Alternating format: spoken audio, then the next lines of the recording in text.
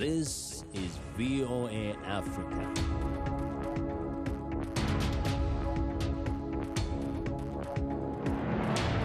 Hello, I'm Esther Githui-Ewart.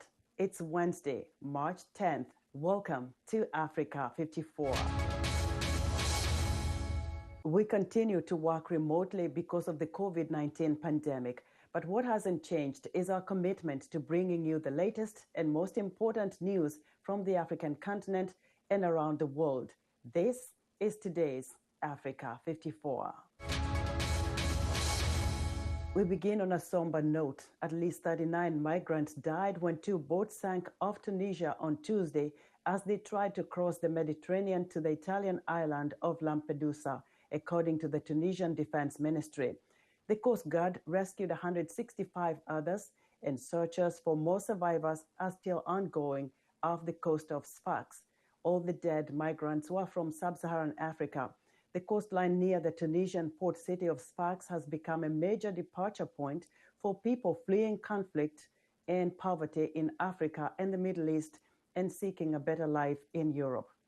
Boko Haram militants have terrorized northeastern Nigeria for more than a decade, driving what the United Nations says are more than 2 million people from their homes. VOA's Haruna Shehu visited with internally displaced people in Borno State as authorities prepare to resettle them closer to home.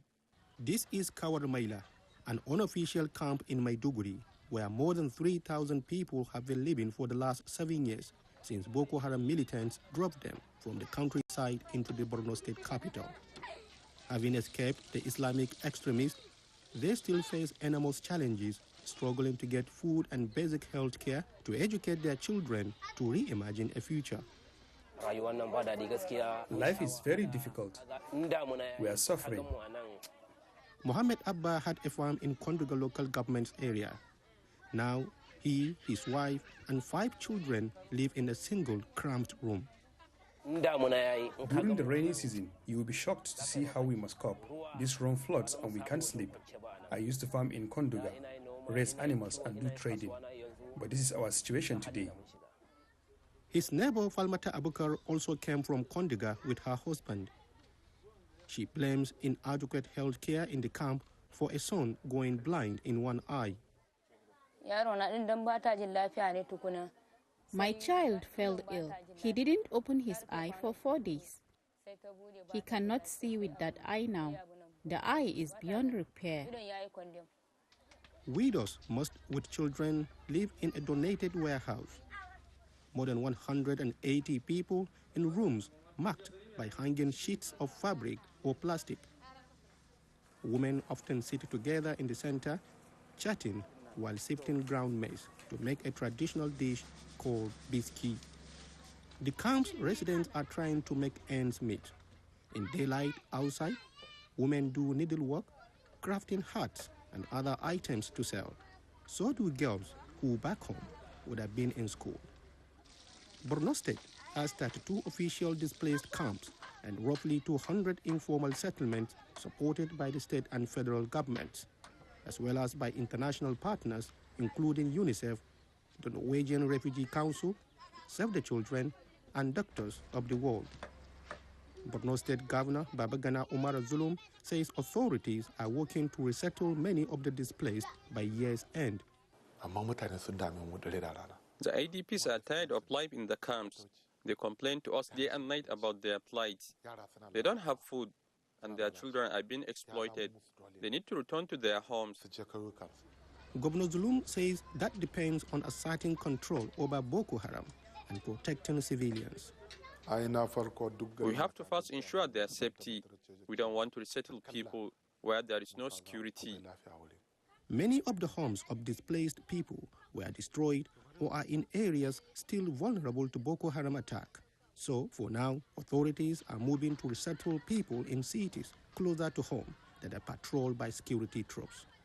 Fish trader Abba Kolomi says insecurity in his hometown near Lake Chad restricts how people can earn a living. People cannot go to fishing. They cannot find food anywhere because no one has cultivated his farm or raised animals.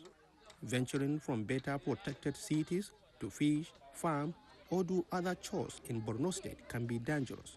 Last month, a group of displaced people gathering firewood near the town of Dambua were abducted and 5 killed in a suspected Boko Haram attack. Haruna Shehu, VOA News, Maiduguri, Nigeria. A group of lawmakers in Ghana want to criminalize the promotion of LGBTQ rights. The move comes weeks after a community center for sexual minorities was shut down following strong opposition from politicians and church organizations.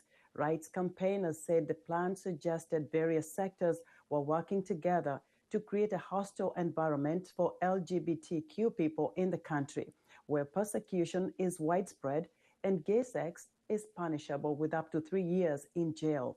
Ghana has not prosecuted anyone for same-sex relations in years, but LGBTQ people face frequent abuse and discrimination, including blackmail and attacks, according to human rights researchers.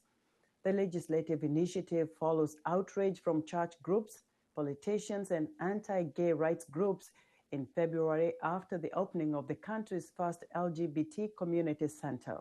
With no end of cash shortages in sight in Zimbabwe, the use of mobile money has become the order of the day in the Southern African nation. The central bank says it is happy with the situation and wants 90% of all transactions to be electronic. Columbus Mavunga reports from Harare. For years now, Zimbabwe has faced an acute shortage of cash. That has forced people to switch to mobile money. An informal sector is booming in exchanging foreign currency for the local currency, or in some cases, the other way around. The process is known as RTGS, or real-time gross settlement. So people prefer to use the RTGS for easy movement of doing their business. Yeah, so that's why they're preferring the local currency in RTGS form. Also, it has a better margin when they get it from the streets. The process is profitable for traders, and some people have left their formal jobs, such as teaching, for it. It's a hassle which is technically criminal. That's why some do not want to be identified.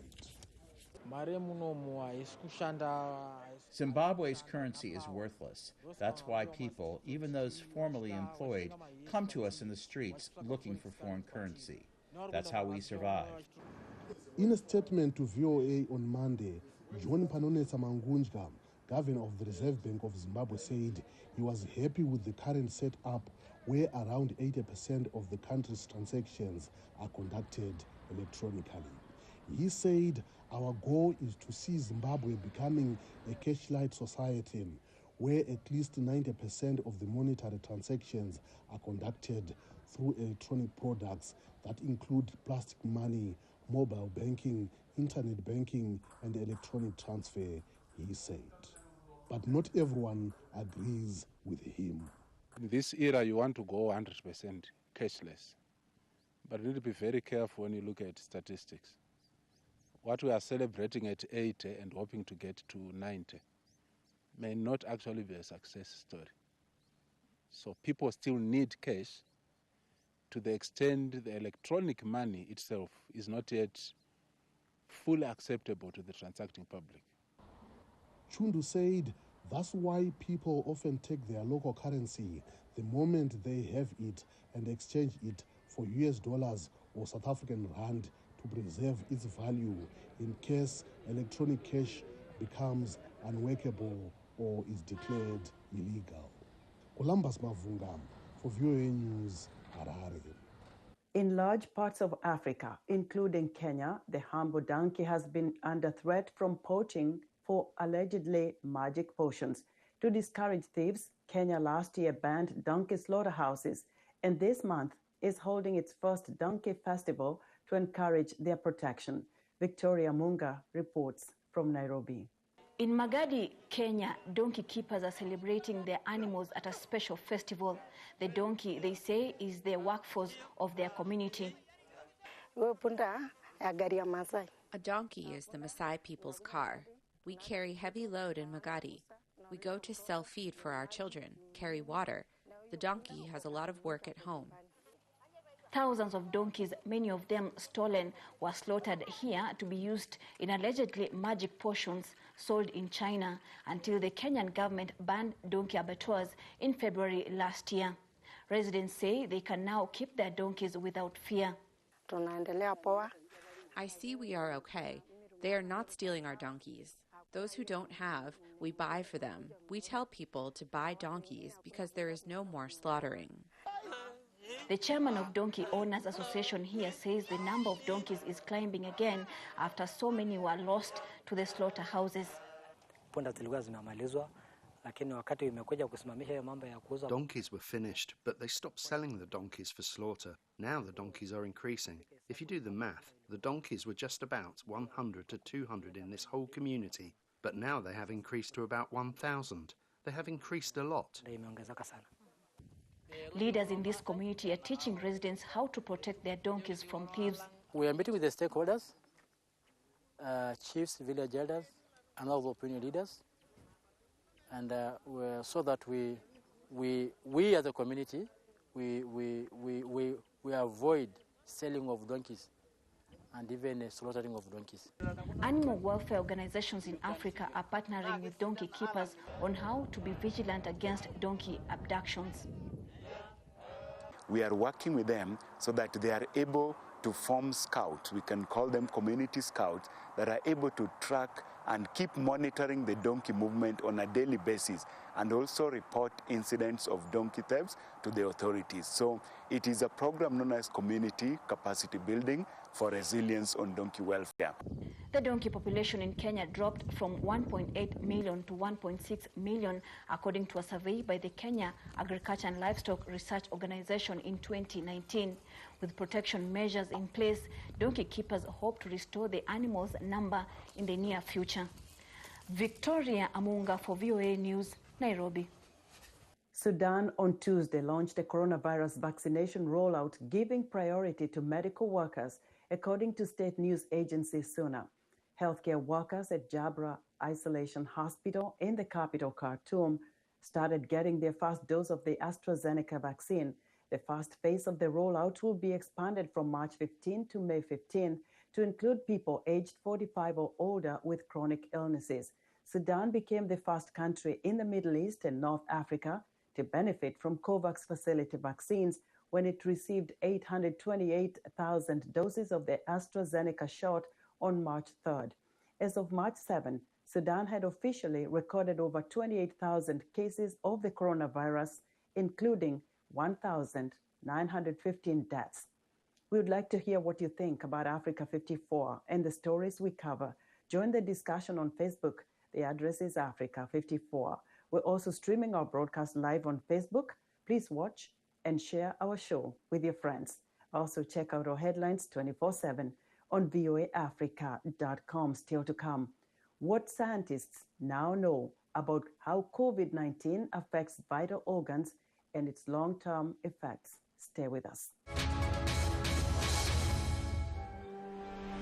Hello, welcome to Straight Talk Africa, live from the Voice of America headquarters here in Washington. I am Shaka Sali. Straight Talk Africa, we call it like it is. We discuss issues that reflect the interests of our audience without fear or favor. We are guided by facts, and I look at myself as a servant of nothing but the truth. Welcome back to Africa 54. When the World Health Organization declared COVID-19 a pandemic in March of 2020, it had already proved to be lethal and highly contagious.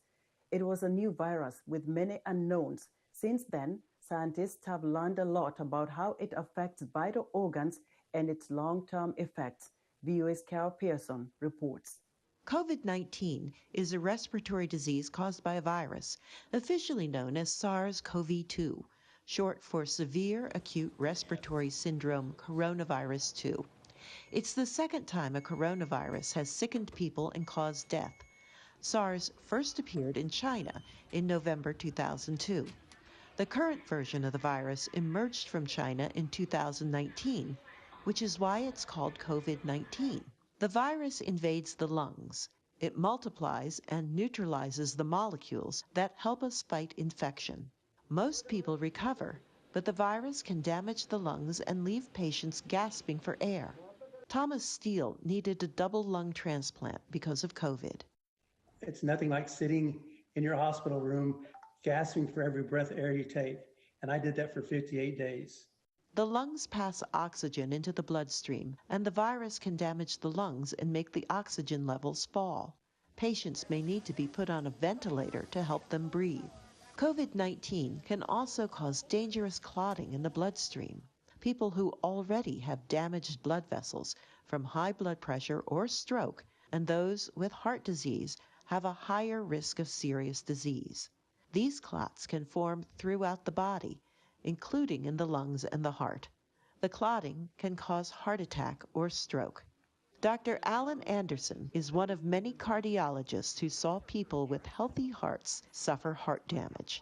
They had elevations of blood enzyme markers that were consistent with a heart attack, even though they didn't have any blockages in their coronary arteries. They had heart rhythm disturbances, and that this occurred with quite high prevalence. The virus and the inflammation that accompanies it can damage the heart tissue, and some of the damage can be reversed, but some cannot. Doctors have also learned that the virus can damage another vital organ, the kidneys. A large New York medical system looked at more than 5,000 COVID patients last year. Their findings?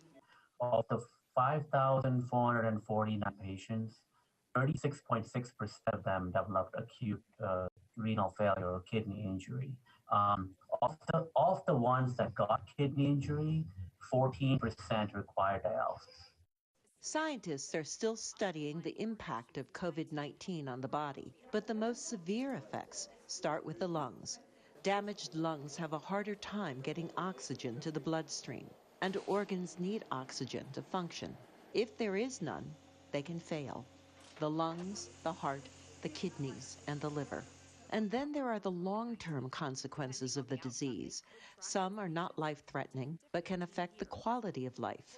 Symptoms may include persistent fatigue, headache, shortness of breath, or chest pain. Others may experience brain fog or memory issues, and still others have lingering feelings of anxiety and depression. Anyone, not just those who are hospitalized, can have long-term symptoms, and there's no way to tell who will be affected. We don't really know right now how many patients will develop these long COVID symptoms after they have had this infection. Studies look at anywhere between 10% and 80%. So there could be a large number of people who are experiencing symptoms well after, again, that 4-week time period when we expect people to normally recover. Some medical centers have started special clinics to treat the long haulers, people whose symptoms persist even after they have recovered from COVID. Others may not be long haulers, but their lives have changed drastically because of COVID-19. I'll never be the same person for the rest of my life. He is one of many who will never be the same because of COVID-19. Carol Pearson, VOA News. 1 year after many universities and colleges in the United States shut their doors and transitioned to virtual learning in response to COVID-19, the ripple effect continues to impact higher education. VOA's Jesusamen Ani has more. As communities across the United States wrestled with staggering numbers of coronavirus cases last March, hundreds of universities and colleges closed their campuses, disrupting the lives of their faculty and students. I had to keep thinking, I don't know where I'm going to go.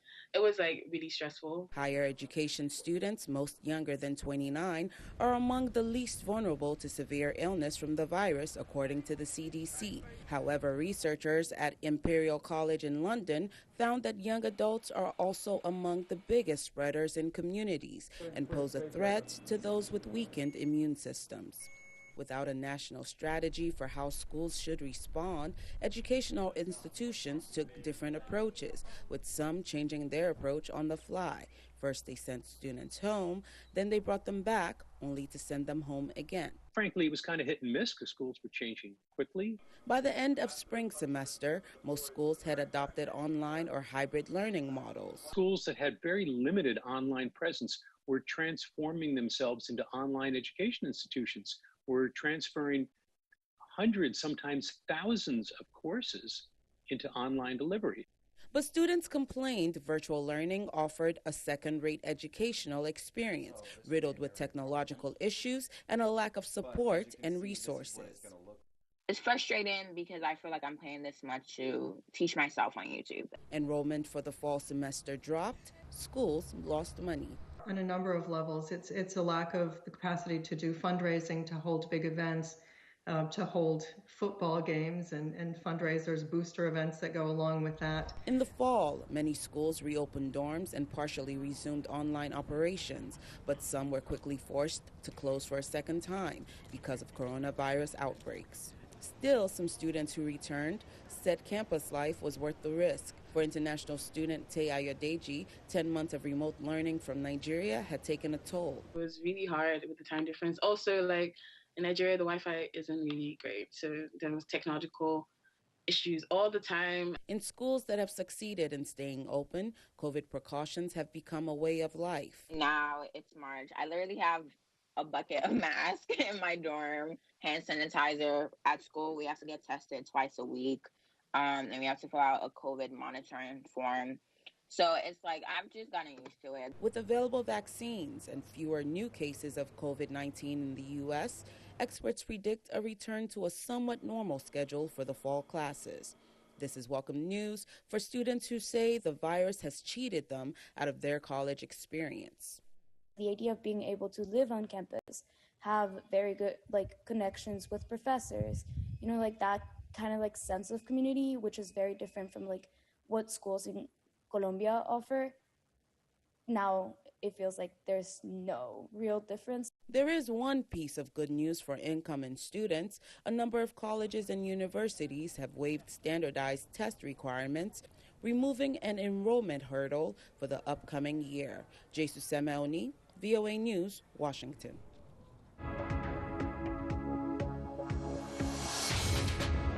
In our tech news, Nigeria's Securities and Exchange Commission announced last month that it had put plans to regulate cryptocurrencies on hold in light of Nigeria's central bank's decision to ban them.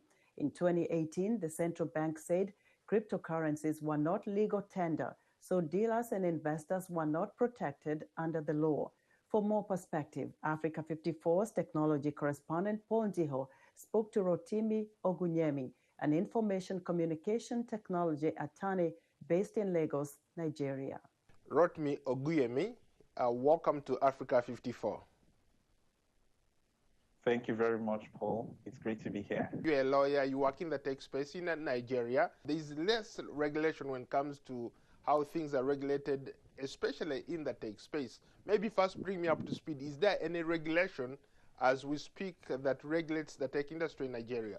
Thank you very much again, Paul. That's a great question. Yes, technology and regulation many times seem to have these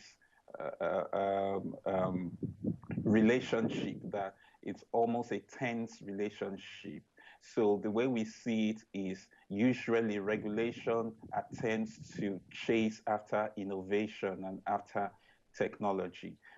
But today, it has pervaded, technology has moved into every sphere of livelihood, of business, of government. So in 2015, when the Cybercrime Act was passed, that was the first indication that government was extremely serious about regulating the tech space, especially because of the new threats that technology posed in the environment. And so between the Cybercrime Act, the Nigeria Communications Act, and the Nigeria Data Protection Regulation, those three form the bedrock of regulation in the technology space in Nigeria today. When I've talked to a lot of young entrepreneurs in Nigeria or across Africa, they tell me that some governments have come up with regulation that stifles innovation. Is that the case where you are in Nigeria? The answer to that question is really a case of government in Nigeria doing all it can to respond in a healthy way to innovation. The most recent occurrence was when the central bank issued guidelines that kind of prohibited cryptocurrencies and crypto assets transactions in Nigeria. That does not come across as being innovation friendly, but the government would argue that it's in an effort to balance security and protection of the public good with innovation. Let's go back to a point you just made earlier. The government are trying to regulate the cryptocurrencies and coming up with these very, very strong measures. To what extent are people using cryptocurrencies in Nigeria? Are they to the extent that the government is threatened? First of all, the adoption of crypto culture in Nigeria is growing. I believe, we may not have clear data, but I believe that Nigerians have embraced cryptocurrencies and crypto assets a whole lot more than most of our African brothers, right? Now, having said that, much of the transactions in the cryptocurrency space is peer-to-peer, right? So the activities of the exchanges are not that pronounced in Nigeria as yet. So most people hold cryptocurrencies, Bitcoin being the most popular, as investment assets, as it were, right? And so it's almost the same way they hold stocks. When it appreciates, they look at its value has increased, maybe they want to trade it. And much of that has been happening peer-to-peer. So the government's action, in my view, has really done nothing to curtail the activities of Nigerians in that space. But what it has done is, for now, it has kind of stifled the growth that we would have expected to see in that space, in that we would have expected that crypto assets would migrate to become cryptocurrencies, to become legal tender. That conversation is still going. And even the National Information Development Authority have set up policy groups to study how blockchain technology can be deployed for productive use in the country. Well, on that note, thank you so much for your time. Thank you very much for having me, Paul. That was Africa 54's technology correspondent Paul Ndiho speaking to Rotimi Ogunyemi, an ICT attorney based in Lagos, Nigeria. And that's our show for today. Be sure to watch Africa 54 on our website at voaafrica.com. From all of us here in Washington, we thank you for watching.